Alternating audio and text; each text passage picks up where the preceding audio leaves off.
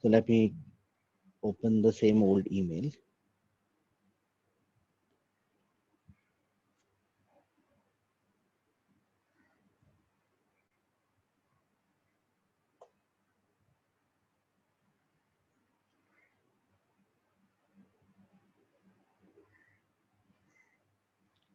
So this is what we worked on Thursdays, right? So you saw how we are able to use lookup rows to display stuff in an email body, and it's not necessarily email body. Anywhere in the email you can use lookup rows to display stuff. Now, now little basics of email marketing, right?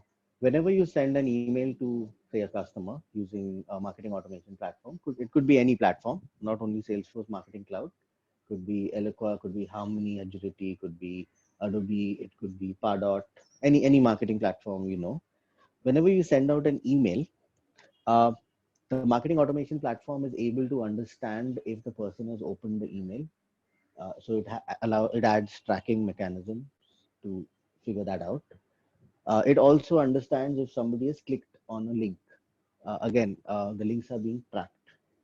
Now, in some tools like Harmony, for example, whatever links you're putting, CTAs you're putting, like www.eclerks.com, the moment you send out an email, it automatically gets encoded by the marketing automation platform, and that's how it tracks the users.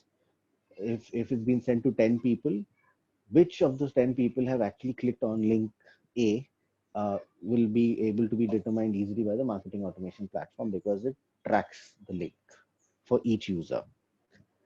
Now, the same thing with Salesforce Marketing Cloud. If you remember, this was the code which we used, uh, right? So this is what we saw on Thursday, where we used a lookup rows and then we put a loop here and we were able to display for this region. Here we had selected a region Pune, so this was then displaying stuff for people of location Pune, and then we changed to Mumbai. It showed us people of Mumbai.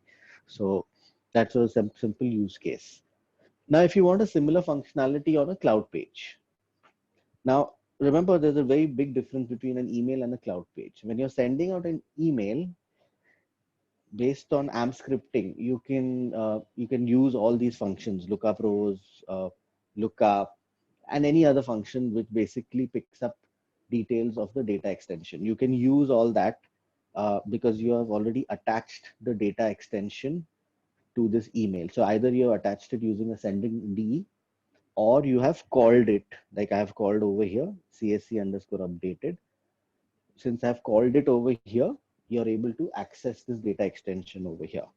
In the same way, even in cloud pages, you can use the same code and it will work, right? You can attach the same data extension. In fact, if you copy the same code, it will work without any problem. However, the most important use case is I need to transmit certain data from the email to the cloud page, right?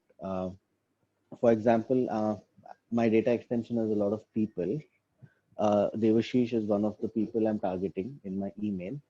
Now, when Devashish clicks on the link, I want the cloud page to personalize content based on things of Devashish. That would be the actual use case of using a email and a cloud page linked to that email. So I need a way to transmit some details to the cloud page. Normally, what gets transmitted to the cloud page, it would be your primary keys. So your sending data extension, if it has any primary key, ideally you would be transmitting those keys to the cloud page. If your data extension has only one primary key, normally there's something called user ID or employee code. If it's an employee data extension, then we transmit only that user ID or employee key to the cloud page. If it's made of multiple primary keys, then suppose there are three primary keys, then we have to transmit all the three keys to the cloud page.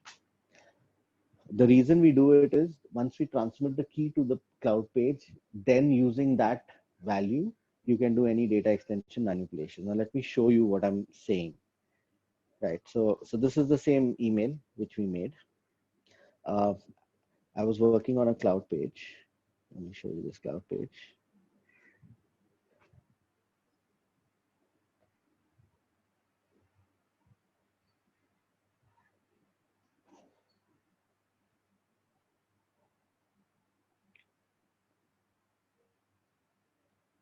So this is one cloud page I was working on.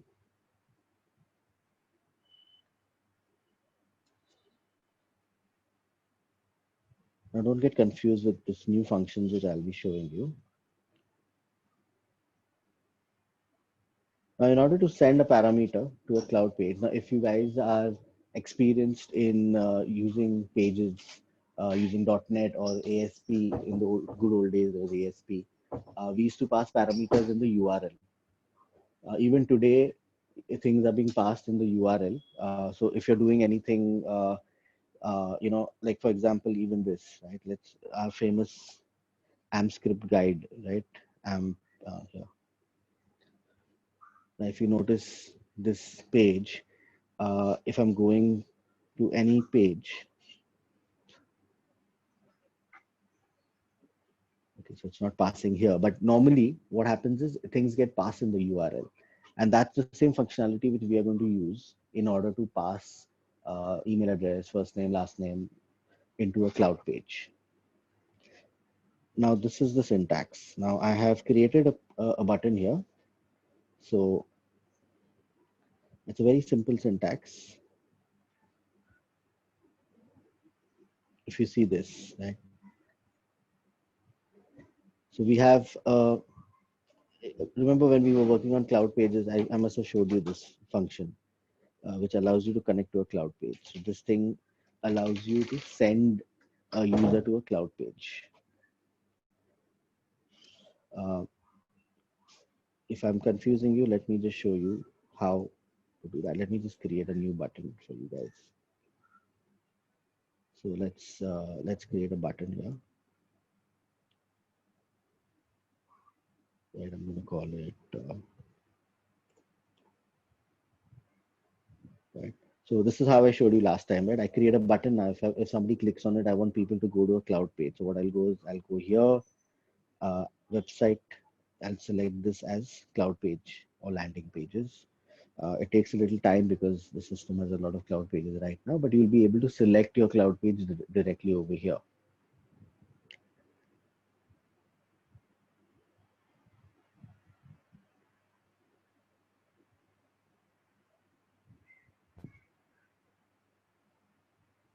Okay, so this is a list of all the cloud pages which are there in the system right now. Remember, my page is called trial or something like that. So let me just select it. So this is trial 2, and there should be another trial somewhere else on top. There we go, trial. Right now if I look at the code which comes here, right? If I look at the code, look at this. This is the code which has automatically been added by the system. Now this thing will allow me to send a user directly to this page, cloud page called trial. However, I want to pass parameters. So let's see what parameters it takes.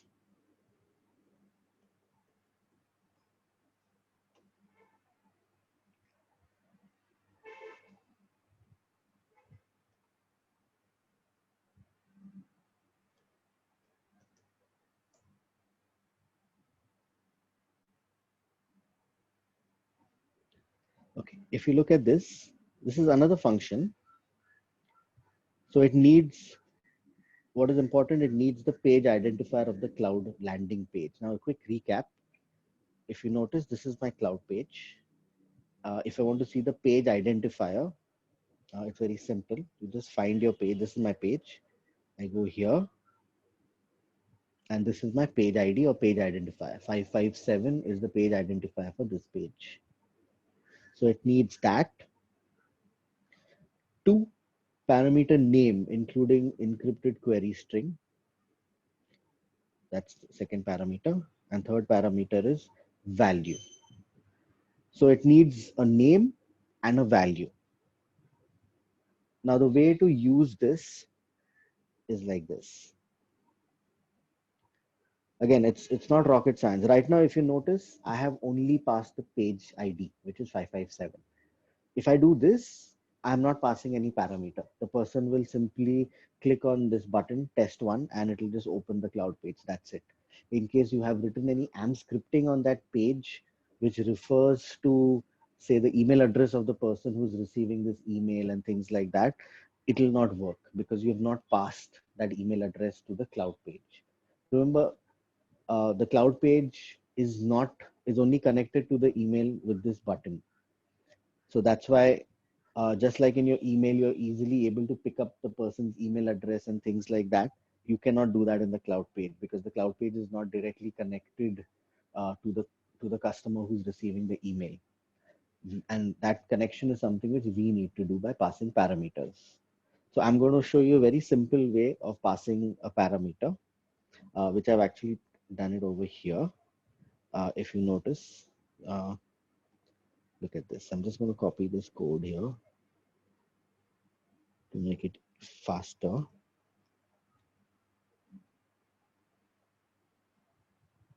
We'll put it here. And you will notice how this is changing. So now if you notice, I'll change this. This was 557. So email address. Now email address is a field in my data extension, in my sending DE. Right? And at CPE email. Now I have, if you notice here, I have declared a variable email equal to, this variable is equal to the email address. So basically from the sending data extension, whichever person is receiving this email, that email address I'm storing in this variable CPE email. Yeah. And then what I'm doing is I am passing that in the cloud page parameter. This is email address. I am passing this value. As I mentioned, you can pass more parameters. It's not necessary you have to only pass one. So I thought you can even try passing city. So the city is what I'm passing in region. So when the person clicks on this button test one, what's going to happen is, along with the URL of this page, cloud page, whatever the URL is, it's going to even pass the person's email address. It's also going to pass the city. Now, this city I have passed, if you see at region, region is a variable which I had hard coded on top.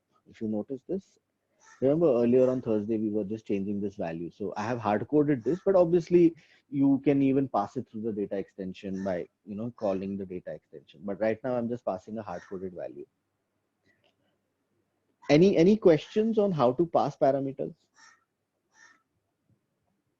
This is the syntax. So you have the cloud redirect to cloud pages, the page ID, which is 557, and then it needs the parameter. So I'm passing one parameter called email address, whose value is stored in this variable at CP email, and I'm passing another parameter called city, whose value is stored in this variable, which is region. Right now, this region variable has the value Pune. Mir, if you go back to that AmpScript wala page, this one? Library wala page. अच्छा, okay. Cloud. Yeah. So इसमें syntax जो था, that is like 1, 2, 3 is basically your page number, then your name of the field and the value of the field.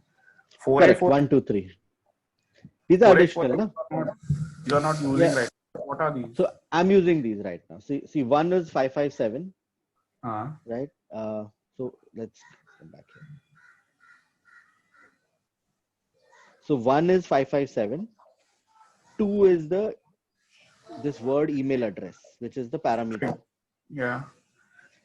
3 is the value, which is the value of the email address. Right.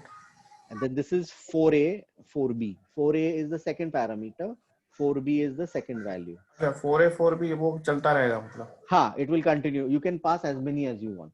So this syntax is very common to most of the functions which involve data extensions and also now for cloud pages. So you can pass multiple parameters and multiple values depending on the use case. Got it. Okay. Right. So Now coming to the cloud page side of things. Now this is the cloud page, right? Let me edit this and show you. Now, in order to I've passed the value to the cloud page. Now remember, this value is getting passed from the URL of the cloud page.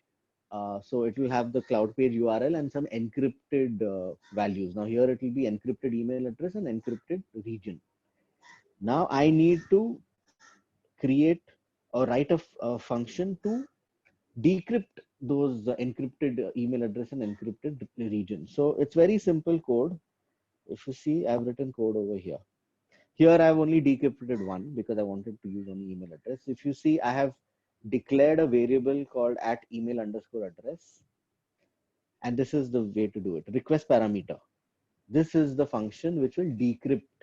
So it's very simple. From there, I'm passing the parameter email address. If you see this email address, this is the parameter. All I'm doing on the cloud page is I'm saying request parameter and I'm passing the parameter name. And this will then this in this variable now at email address will be the value which is stored in this parameter. Value would be that way, CP email, whatever was stored in this variable CP email is going to be automatically stored in this variable now. This is the way I will pass a parameter from a email to a cloud page in an encrypted format. And over here, I'm just decrypting that parameter. If you want to see the syntax for request parameter,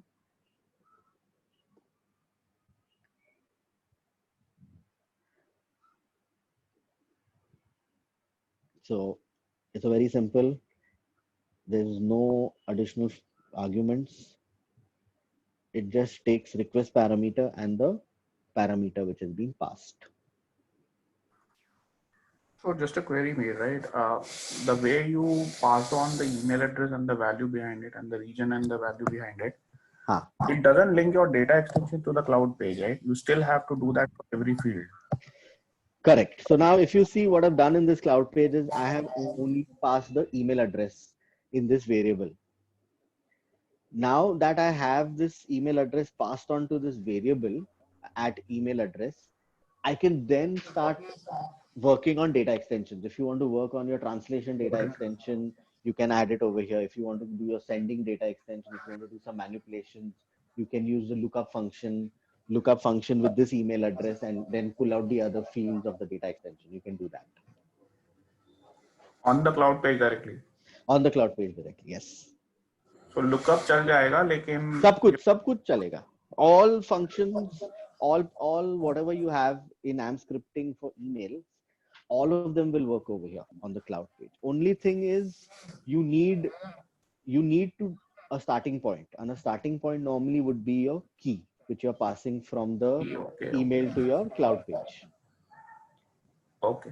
Now if your requirement is nothing to do with a key, maybe you just want to pass you just want to open a cloud page and you just want to show some data from a data extension without any conditions, or you don't want to have a where clause or anything like that, then you don't even need to pass any parameters. You can just open the cloud page and do whatever activity you do with your data extension. The same activity which you do in your email, you can do it in your cloud page as well. Now if I try running this, let me try running this one. So remember over here, I'm passing the email address, right? Now, let's say email address over here is anand.hartkar, right? Let's see. Remember this data has all come because I had hard coded the value Pune. So this is right now showing Pune. Now this data extension is wrong, right? This is the sending DE. I'm using some, okay, I'm using Pune only, but remember this is dynamic. This data extension is dynamic, but I have hard coded the value of Pune. So even if I select Mumbai over here, it will still give me Pune data simply because it is hard coded right now. But what I've done is I'm trying to pass this email address. So let's see if I click the second button. That's not the second button, right? So if you notice, Anand has been passed directly from email to the cloud page. If I change the data, let's pick up Achal Sharma, for example. Now, if I press this, it will pass Achal to the cloud page. So this is a use case of how to pass data from an email to a cloud page. So this can be used for personalization as well as form autofilling, right? Correct. Perfect example of a use case. Now let's talk about a registration activity, right? So you're sending emails to people and you're asking them, we are having a seminar. Why don't you click here and register? So the person, when he receives the email, he will click on a button. Then it opens a cloud page which has a registration form. Now, since you have the data extension, I'm assuming you will have the person's first name, last name, email address, company name. So what a good practice would be, you pass on the person's email address as a query in the query string itself, and then using the data extension functions, you pre-populate your registration form with his first name, last name, email address, company name, and this guy can just check, yeah, all this data looks correct, and then he just clicks on nominate. So this saves him the trouble of filling up the form again, because you already have data. You want to add additional functionality to it. If he sees something is wrong, he can make the change and submit, and then you can write a code to update your data extension. So what you're doing is you are taking registrations using the cloud page, and you are also updating your data extension with the latest data. So this is a use case which you can play around with.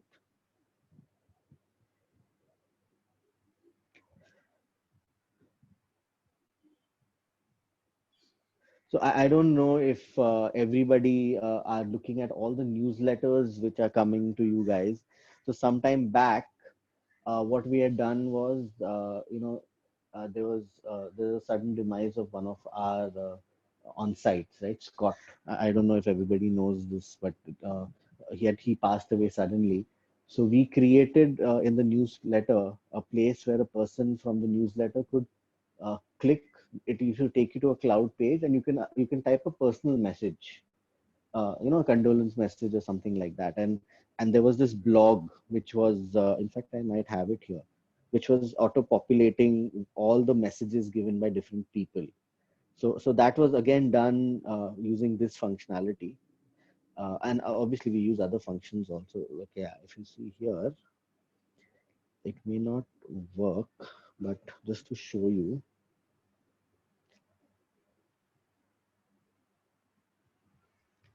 Yeah, so it's been modified now, but what we had done, so this is that cloud page.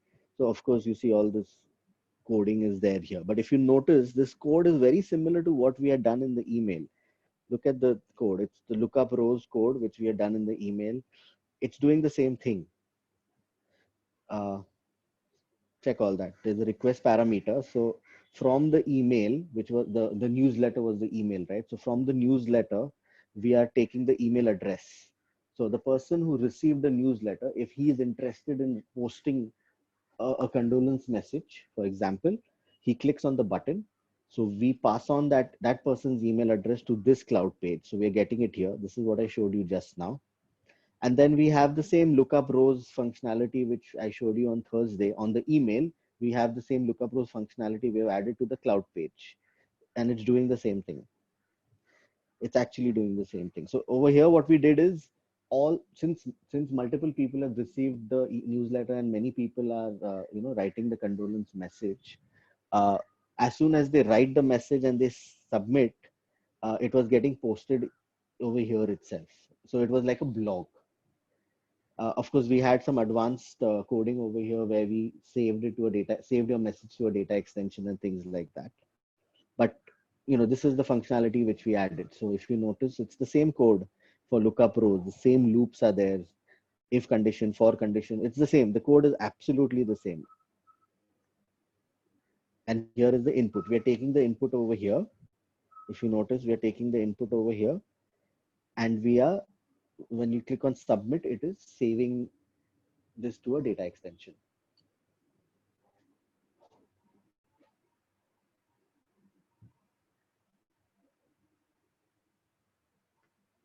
Any questions?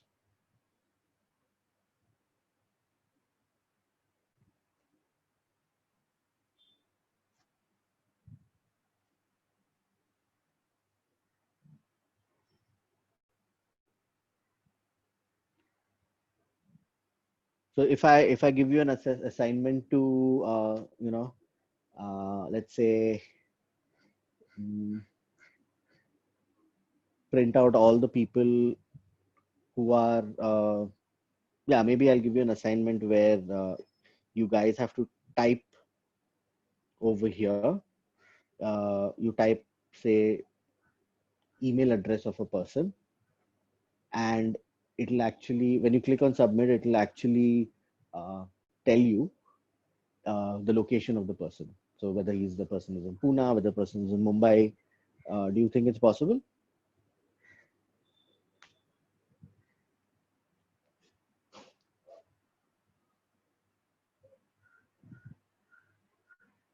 So the funda is very simple, right? I create a cloud page which takes this input. I had given you an assignment when we were doing cloud pages on building a form, right? So this is that form code, right? So I'm taking all those who know how to build forms. It's a very simple code.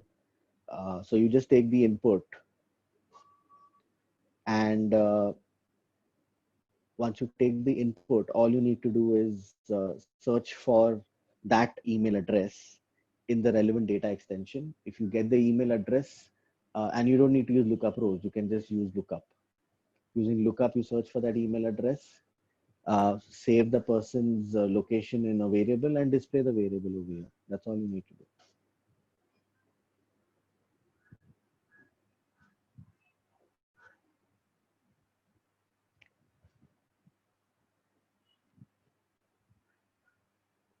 So I'll just give you guys a tip.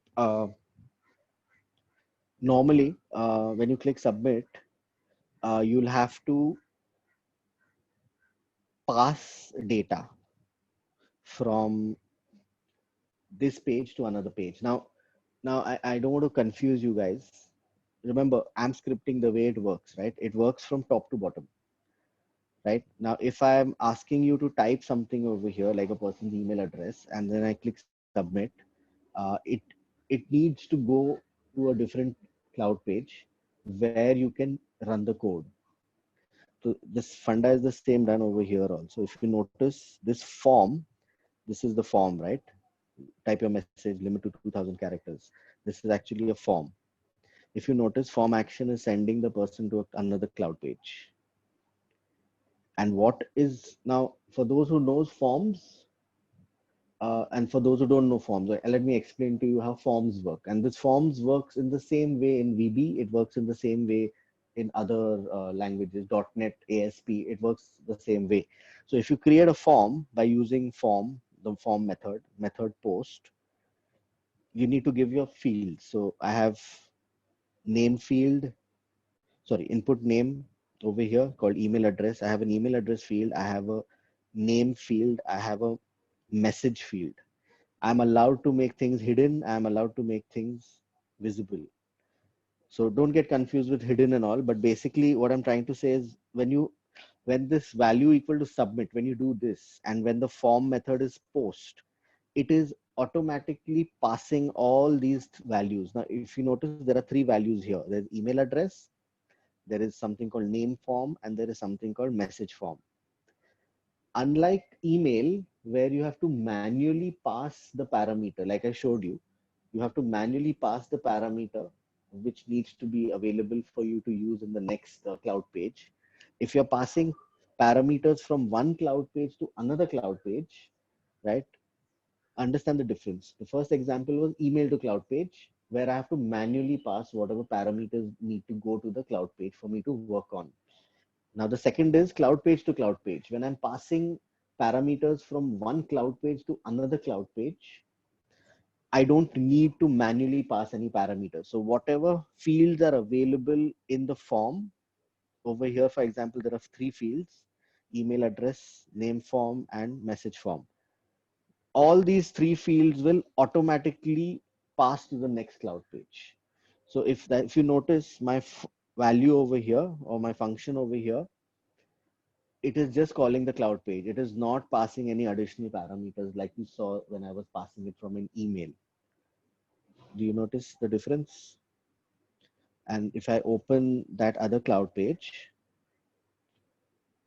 I will simply call those parameters. That's all I will do, because that's the advantage of a form, and the method. When you use that way, it'll automatically pass. Now, if you see over here, I have simply used the same function, request parameter, and I've simply called it. The three variables, if you remember, were email address form, message form, and name form.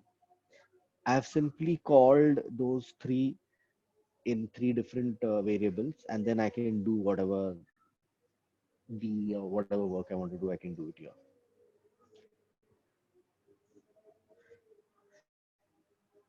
Syntax is the same for request parameter. That doesn't change.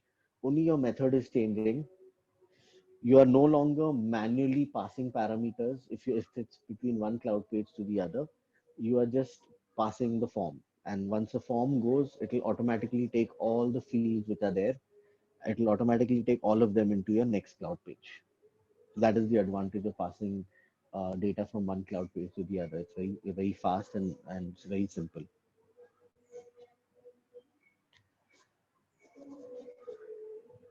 Any questions?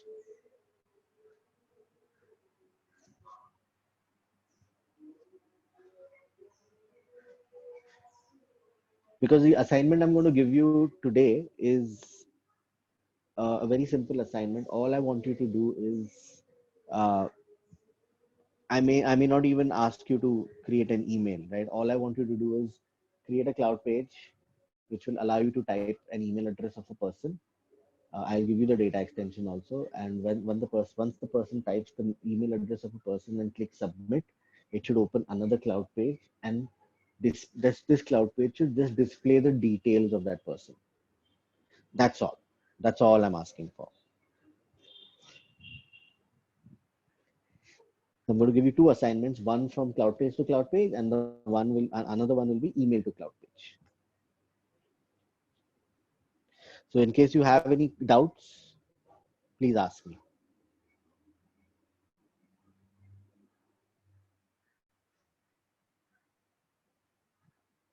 Devashish, any questions?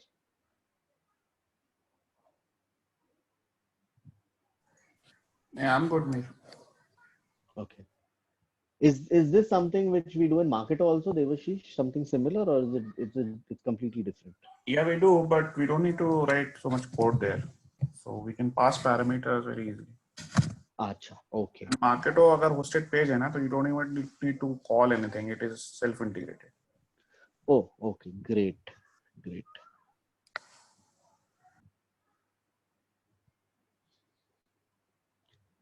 So to make it This easier for, sorry, go ahead, this Devashish. market is used or useful when there are external hosted pages. So then you need to pass the parameters from market to external page. उसके लिए फिर आपका munchkin code लिखना पड़ता है. Acha, okay, got it. Okay, so this concludes our session on how to pass parameters to cloud pages, either from email to cloud page or from cloud page to cloud page. If there are no questions, then what I'm going to do is I'm going to start journey. I don't know if Sharad has joined us. I think he was busy with some ops deliverables. So what I can do is I can start journey. Before we get into journey, right, just out of the box question. So we learned that how to pass a message of a particular, pass the parameters of a particular data extension onto a particular landing page. Now, let's say that landing page is hosted on your website, right? It's a subdomain page or a microsite page, which others can also access. Like, let's say product information page or something. Then what parameters will be passed for the users which are not a part of that data extension? So there are two types of pages, right? One is a page which is a cloud page, which is on Salesforce. And the second will be a page which is hosted on your client's web page itself. Right. Either you are sending people to your cloud page, or you're sending people to the web page, the client's web page. So are you referring to the second case or the first case? Let's say if I'm sending to my cloud pages only, but the user or the email address is not part of the sending D that I have linked this passing parameters code to. In that case, a default values will be picked, or what will happen? No. So it's a very good question. So first of all, ideally, if a cloud page requires parameters to be passed, the best practice is don't let people come to that cloud page without attaching the person to an email and then sending it. Simply because if a cloud page requires a parameter to be passed, if the person comes without a parameter being passed, then whatever personalization you're doing on that cloud page, it will fail. Right. As a best practice, what you can do still is you can set up a default, right?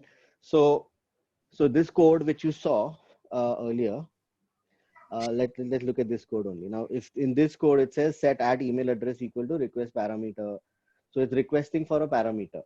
Now, assume the person has come directly without an email, so that means this parameter never got passed. So then you'll have to have a condition after this line where if email address is blank or is null because no parameter was passed, so the email address will be null. Then you will have to do some defaults. So let's say your cloud page was personalizing based on say country. So grab example. Okay. So Devashish. So let's say the person's language code is SG. So you're showing an English page. If it's Bhasa Indonesia, then you're showing an Indonesian page, Indonesian content. So what you'll have to do is if this say the language code is blank because the guy did not come from an email, he came from somewhere else, then you default that to say English and show only the English content so that your page still works. It does not show completely blank and gives you a bad user experience. So you'll have to do it like that. Got it. Okay.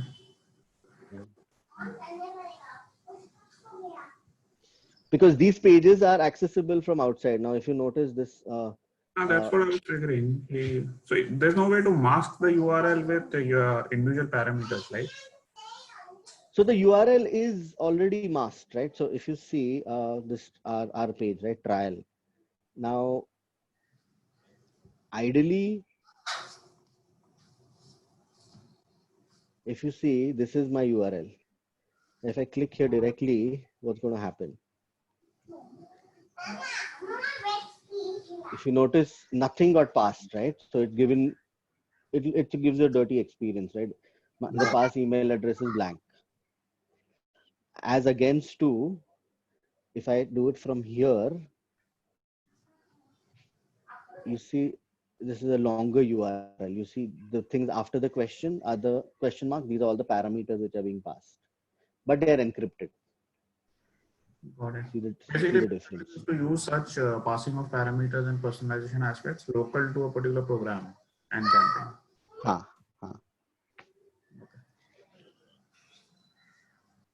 Okay. Right. So your question has a good this thing to it simply because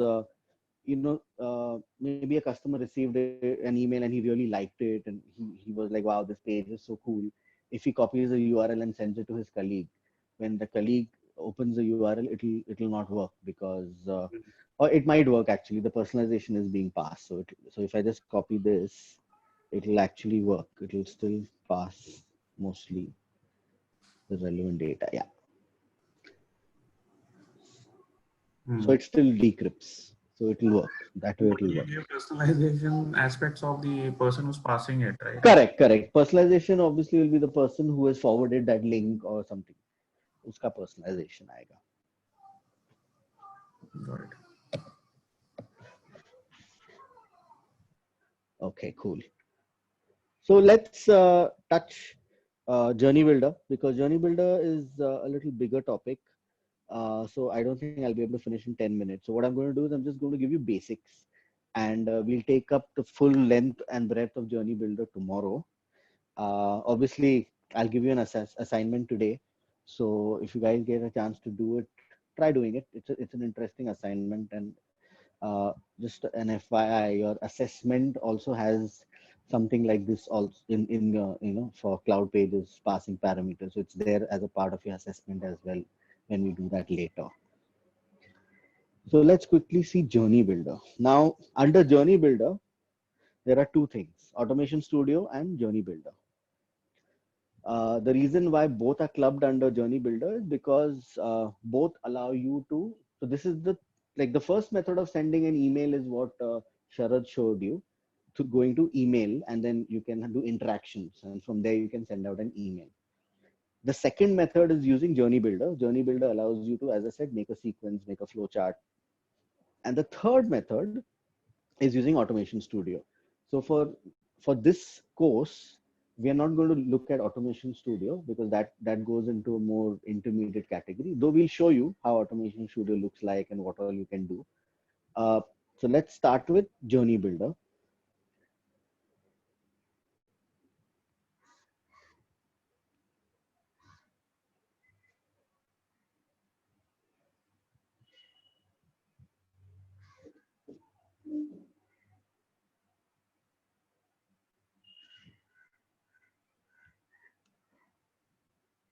So now Journey Builder, one has to be very careful simply because uh, remember it's a flow chart.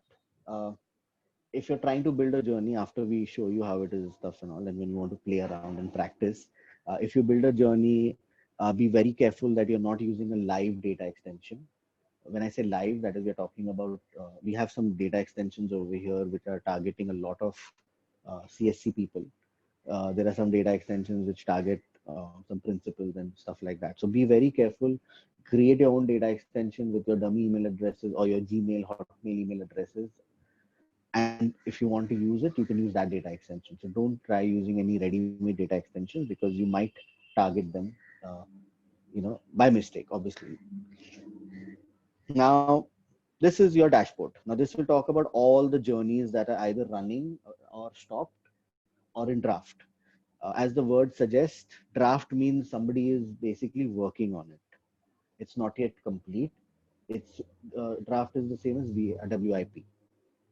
Stopped means the journey started and now it is over, so it is stopped. Either the journey completed on its own and it stopped, or a user who was managing the journey, he has the ability to stop it as well. So either the journey finished its job and then it stopped, or the user aborted the journey and that's why it stopped. So that is the meaning of stopped.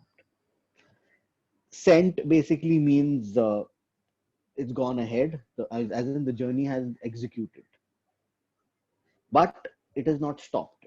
Why it's not stopped? Because maybe it's a recurring journey, so it's executed, and maybe it'll run again the next day or the next month or the next week. So that's why it is still on.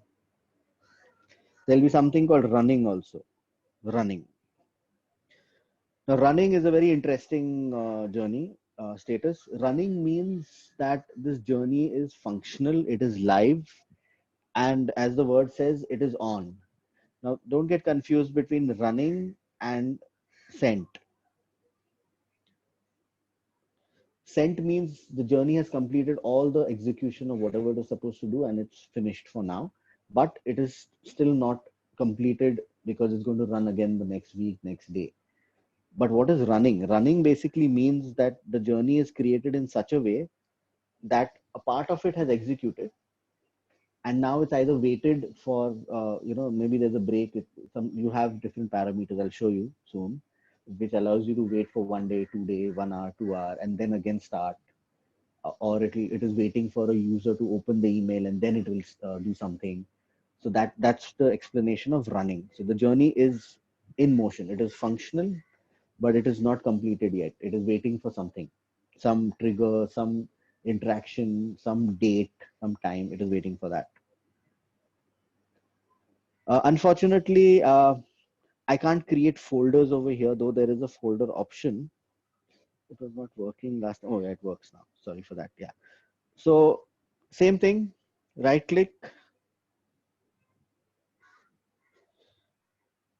left click on the drop down, create a new folder so that you can store all your journeys in that folder. Remember, these journeys are very confusing if you keep them outside. Like if you notice, a lot of journeys are outside here, preferably to keep it in your folder. I don't have my own folder. Let's be good. Let's create my own folder. So this functionality was not working earlier. So now luckily the folder functionality has started. It was on and off in the middle. Right. So now this is my folder. How to create a journey? It's very simple. Click on create new journey. Now I'm not going to go through the details today.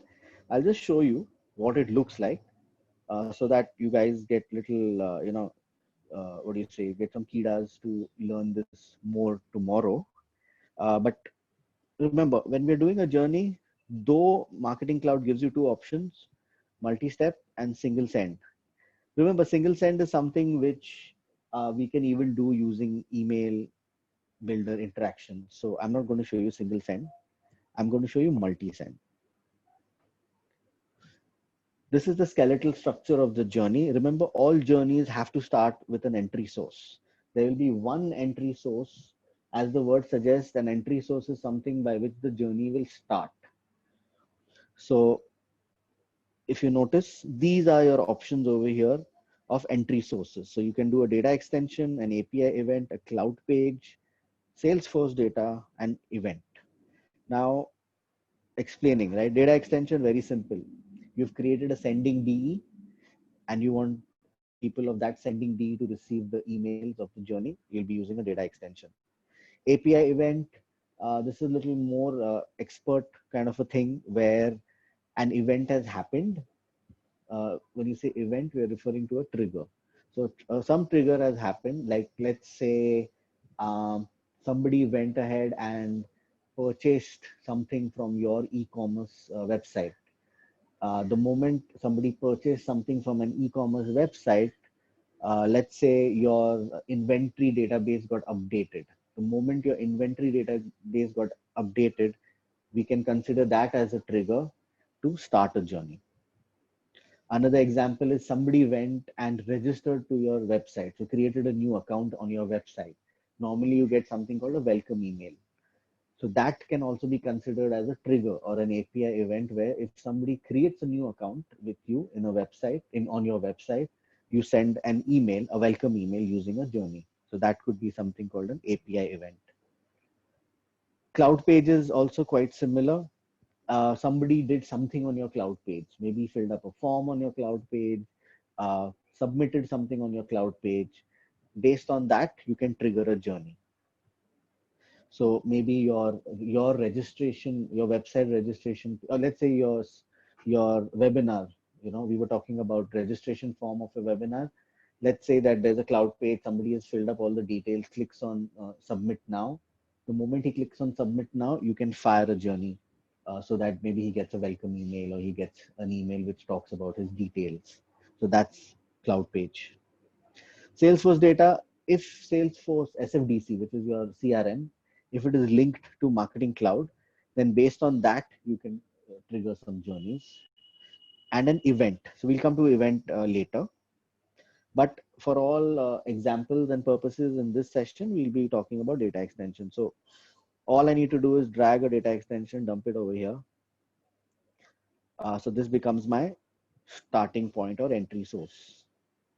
And then these are my blocks which I will use to create the rest. So if you notice, there's activities, there's flow control, there is updates, and this is all about sales for SFDC. So I'm not going to look into this because this is more on integration. So let's not talk about this. We can explain, I can explain to you, but we won't be able to show any examples here.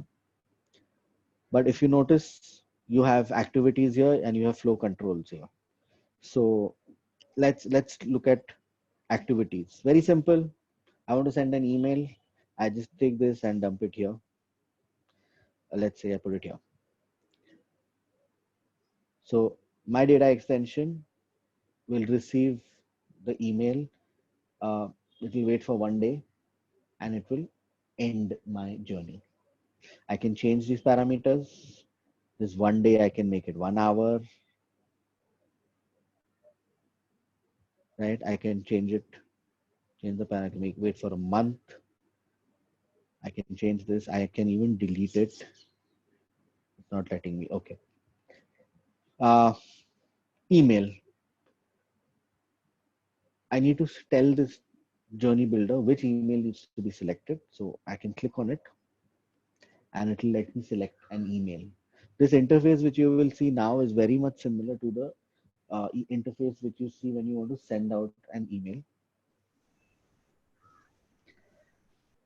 Okay, so you have select a message. It allows me to select an email which I have created. So let's say today's email, I can just select it. It selects that. Then remember, there's a send classification. I'm sure you remember that. I can change that. So I can change this, say I'm sending it from here. I can make that change. I can add a subject line, pre-subject line or pre-header. I have delivery options. So this will tell me about targeting. Now I have not yet added my data extension, but I can add some targeting people over here, suppressions I can add over here if I want some people to be ignored from that email. It also gives you exclusive permission for domain exclusions. In case you don't want to send to select domains, you can add that over here. There's tracking and all, which you can configure over here. In case it's a part of a campaign, you can add that campaign name over here. You have advanced options as well. Priority settings, all this is available over here.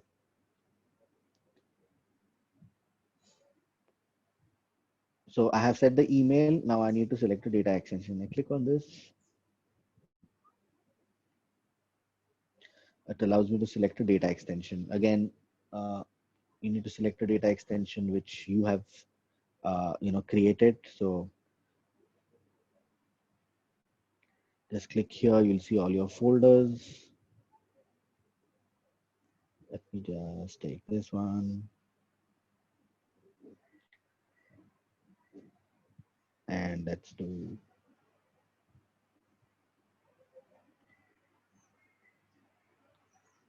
I'm just selecting a sample one. I selected this one.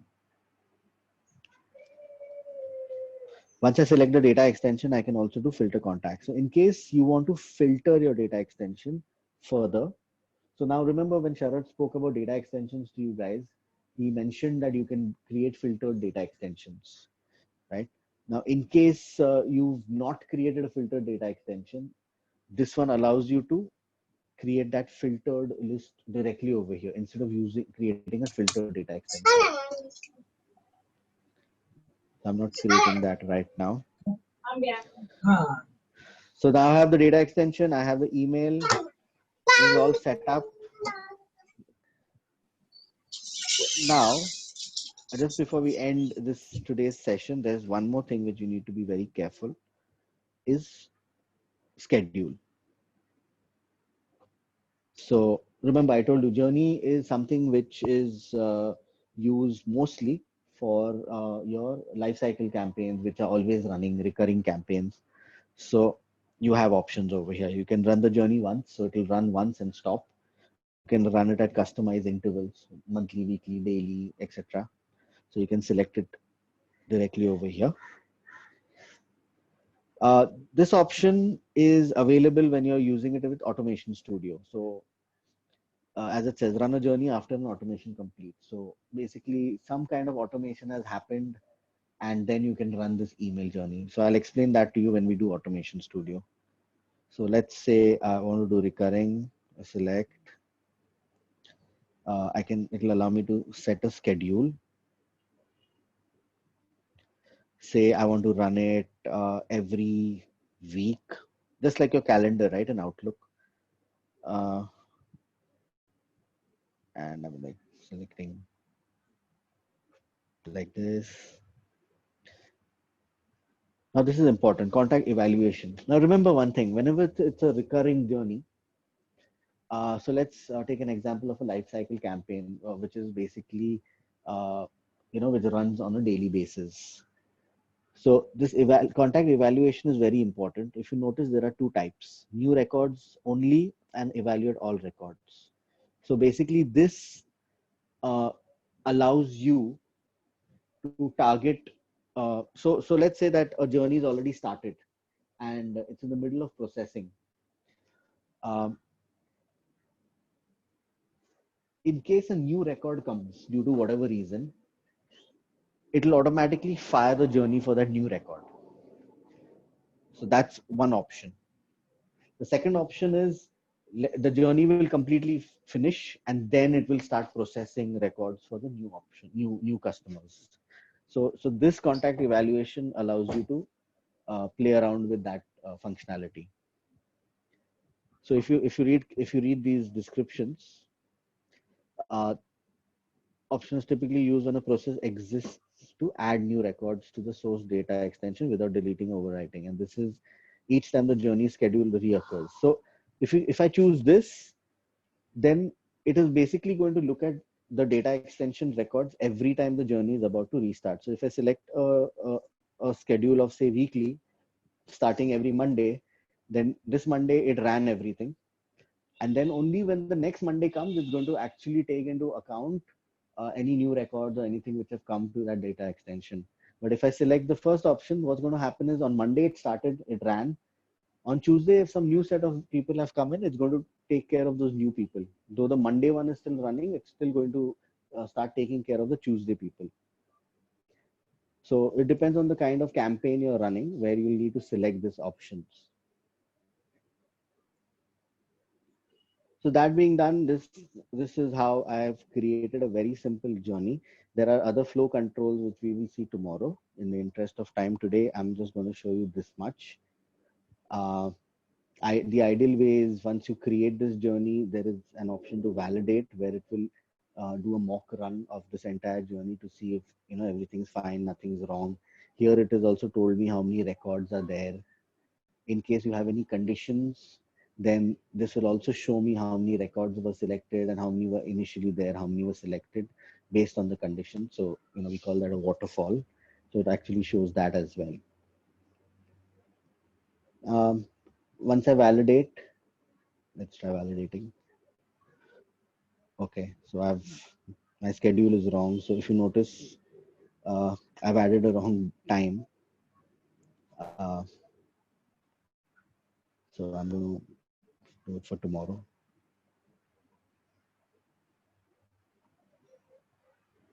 Let's try validating again.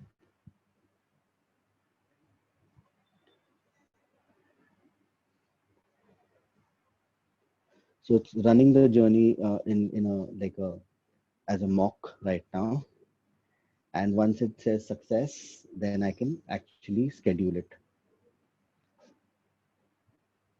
So something wrong with my entry mode also. Okay, so this is something which I forgot to set up. Uh, so re-entry mode, right? So if it's quite simple here. So no re-entry anytime, re-entry after only after exiting. So when can the person come back into my journey? So if I say no re-entry, that basically means that once I've sent an email to this person, he will never receive the same email again because I'm not allowing this guy to come back into the same journey. This could be like a typical example could be a welcome email where this person registered and he received an email, and then I don't want him to receive another welcome email because I've already sent it to him once. Now, due to any other automation, I don't want this person to receive at least a welcome email. I'll have to set up something like this.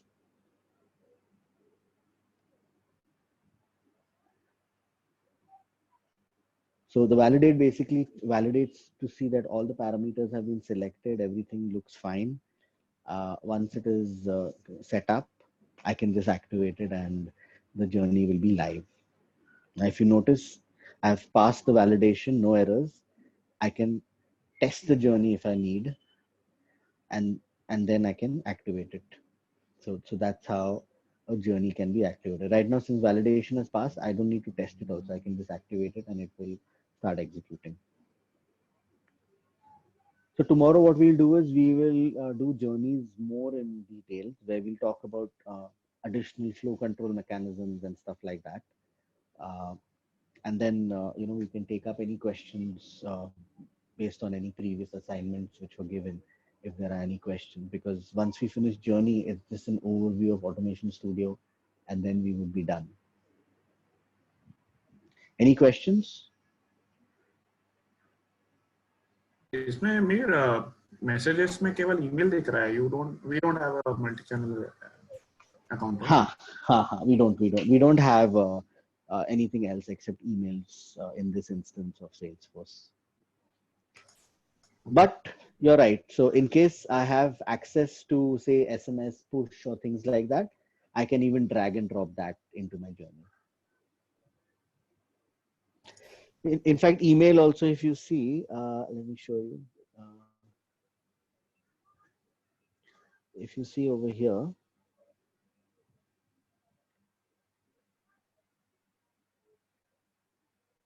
I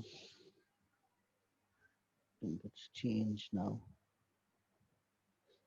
Achha. Pehle it used to actually, okay, new message if I do. Earlier it used to give an option of SMS, and now it has stopped, I think.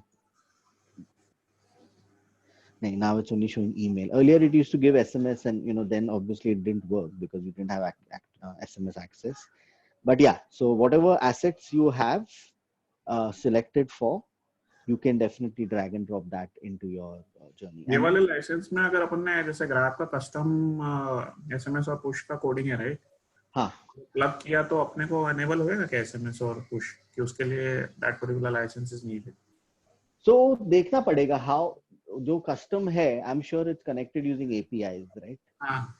So API का access तो है अपने पास.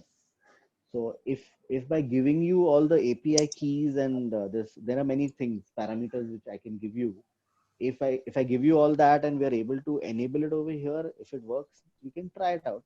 I doubt it will work, but we can try it out. Just thinking. Now, is it restricted by license type or is it restricted only here? So remember, restricted by license would be anything which is a part of the marketing cloud, like your mobile studio and stuff like that here.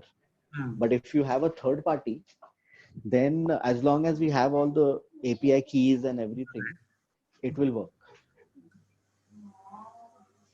But those API keys and everything might be restricted with the person who's made that application. He may not share it with us. Right.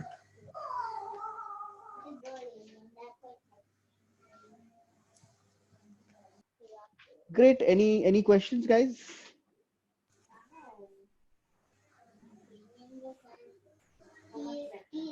We have no question on this, but once you finish now, we need to quickly connect on that Thecotic thing. हाँ. पे थोड़ा मेरे को I have few doubts. We need to discuss that.